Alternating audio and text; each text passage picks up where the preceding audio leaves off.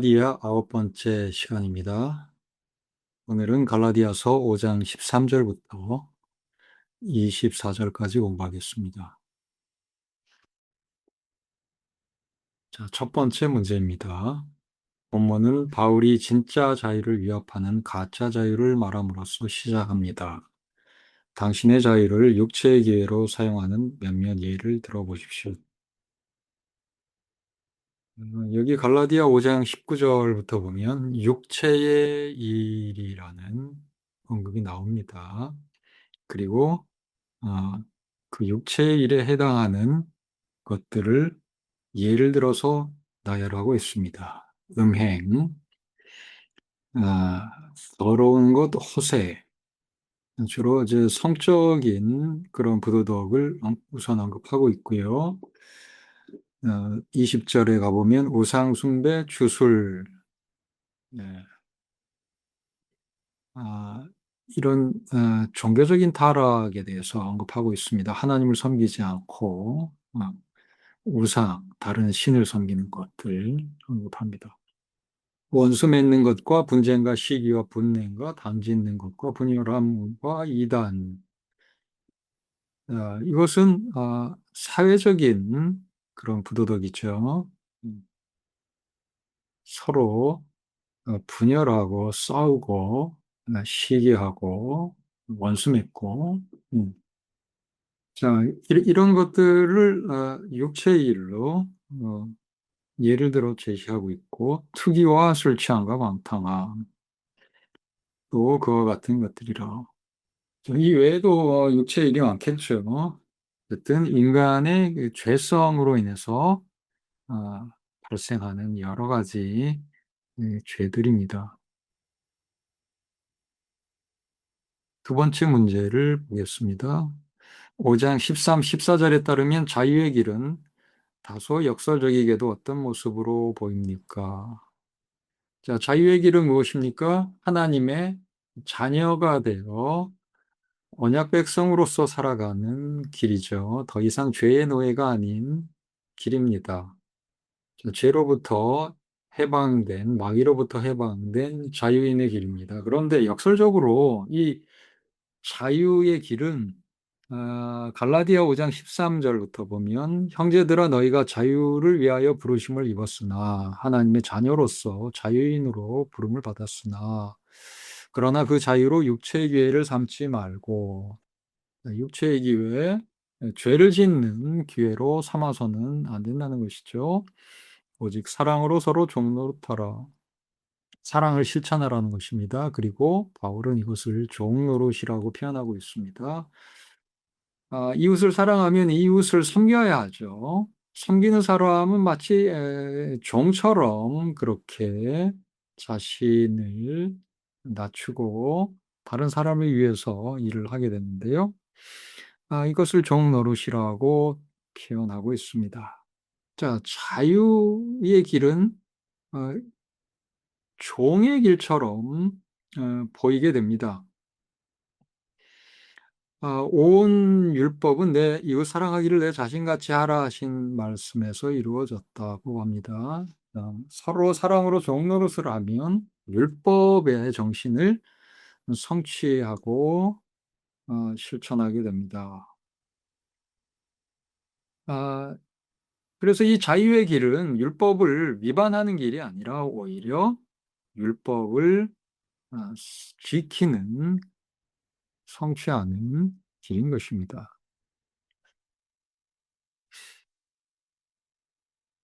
다음 문제를 보겠습니다. 바울은 노예의 길을 육체의 갈망을 만족시키는 길로 묘사하는 반면 자유의 길은 성령을 따라 걷는 길이라고 묘사합니다. 바울은 하나님의 자녀로서 누리는 자유와 성령의 역사하심 사이에 어떤 연결고리를 만들었습니까? 성령의 역사하심과 하나님의 자녀의 자유. 어, 이것은 긴밀하게 연결되죠.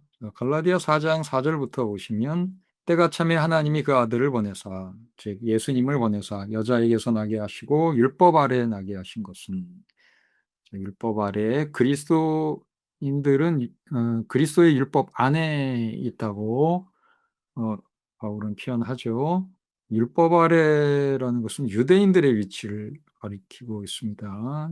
네, 유대인으로서 태어나게 하신 것은 율법 아래 있는 자들, 즉 유대인들을 속량하시고 우리로 아들의 명분을 얻게 하려 하심이라. 자, 이 유대인들도 이제 하나님의 백성 정도가 아니라 하나님의 아들들, 하나님의 자녀가 되게 하신 것입니다. 자, 유대인들만 아니라 이방인들인 너희가 아들이므로, 자, 이방인들도 예수 믿음으로 하나님의 자녀가 되었습니다. 하나님이 그 아들의 영을 우리 마음 가운데 보내사 아빠 아버지라 부르게 하셨느니라. 그 아들의 영 성령이죠. 예수 믿는 자들에게 하나님께서 성령을 보내시고 성령은 하나님을 아버지라고 부르게 하십니다. 그래서 예수 믿는 자들이 하나님의 자녀임을 확증합니다. 그러므로 내가 이후로는 종이 아니요 아들이니 아들이면 하나님으로 말미암아 유업을 받을 자니라. 이제 더 이상 마귀의 종, 죄의 종이 아니라 하나님의 자녀인 것입니다. 자, 이 자녀로서 누리는 자유를 성령께서 하나님의 자녀임을 어, 확증하심으로써 어, 보여주시지만 성령께서는 이 자유가 남용되지 않도록 인도하시고 하나님의 자녀답게 살도록 인도하시는 것이죠. 그런즉 형제들아 4장 31절 봅시다. 우리는 여종의 자녀가 아니요 자유 있는 여자의 자녀니라. 성령 받은 그리스도인들, 예수 믿는 그리스도인들은 더 이상 여종의 자녀, 이스마엘과 같은 그런 자녀가 아니라 자유 있는 여자의 자녀, 사라의 아들 이삭과 같은 약속의 자녀다라고 합니다. 자, 이미 이삭과 같은 그런 더 고귀한 신분에 있는 이방 그리스도인들이 할례를 받고 이스마엘처럼 여종의 자녀로 내려갈 필요는 없다는 것이지요. 성령께서는 이렇게 종이 아니라 하나님의 자녀가 된 이 성도들에게 이제 성령의 열매를 맺게 하신다. 성령의 열매는 사랑의 실천이죠. 사랑을 실천할 수 있는 능력을 주시고 하나님의 백성답게 살게 하시는 것입니다.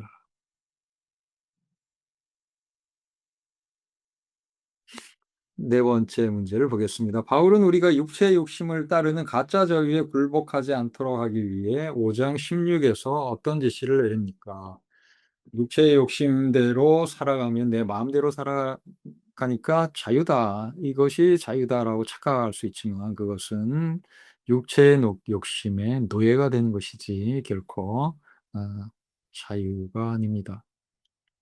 자, 가짜 자유는 육체의 욕심에 노예가 돼서 죄를 짓는 그런 자유, 가짜 자유입니다. 자, 이런 자유에 굴복하지 않도록 5장 16절에서 바울은 너희는 성령을 따라 행하라 라고 합니다. 그리하면 육체의 욕심을 이루지 아니하리라. 육체의 노예 상태에서 죄의 노예 상태에서 해방되는 길은 무엇입니까? 성령을 따라 행하는 것입니다. 성령을 따라 행하면 그것은 죄를 극복하고 하나님 뜻대로 살 수 있게 되는 것이죠. 이것이 진정한 자유인 것이죠. 성령을 따라 행하면 내가 성령의 노예처럼 행하는 것이 아니라 성령께서 나에게 참으로 어, 하나님 뜻을 행할 능력을 주셔서 그 기꺼이 하나님 뜻을 행하도록 하시기 때문에 이것은 어, 진정한 자유의 상태에서 하나님 뜻을 행하는 것이 될 것입니다. 다섯 번째 문제, 우리는 성령을 따라 아들의 삶을 사는 것은 어떤 모습일 것이라고 기대해야 합니까? 자, 사도 바울은 성령의 열매에 대해서 언급합니다. 사랑과 희락과 화평과 오래 참음, 자기 양선, 충성, 온유, 절제 이러한 것을 금지할 율법은 없습니다. 자, 이것이 율법에 부합하는 삶이 되는 것이죠. 대표적으로 사랑이 성령의 열매입니다. 하나님을 사랑하고 이웃을 내 몸처럼 사랑하는 그러한 모습은 성령께서 가능하게 하시는 것이죠. 그리고 이러한 성령의 열매의 모습에는 또한 화평이 있습니다. 시기와 분쟁, 원수 맺음 이런 것이 아니라 서로 화해하고 평화롭게 예, 지낼 수 있게 됩니다. 여섯 번째 문제를 보겠습니다. 우리가 두 가지 삶의 길 사이의 차이를 이해할 수 있도록 하기 위해 바울은 육체의 일과 성령의 열매 둘 모두를 나열합니다. 두 목록을 읽어보고 각각의 일 또는 열매가 오늘날 세상에서 어떻게 보이는지 그 예를 말해 보십시오.